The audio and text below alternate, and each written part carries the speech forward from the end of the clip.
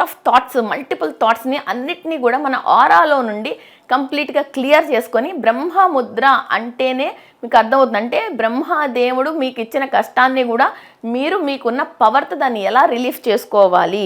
So it's very very easy. శ్వాస లోపలికి తీసుకుంటూ మళ్ళీ బయటికి వదులుతూ సౌండ్తో పాటు చేయాలన్నమాట.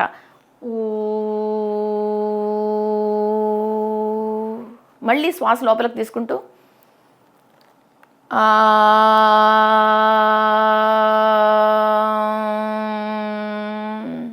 మళ్ళీ శ్వాస లోపలికి తీసుకుంటూ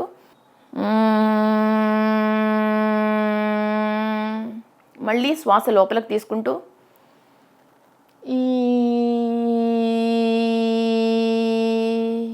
ఊ ఆ మా ఈ, ఊ ఆ మా ఈ అంటూ శ్వాస లోపలికి తీసుకుంటూ బయటికి గాలి వదులుతూ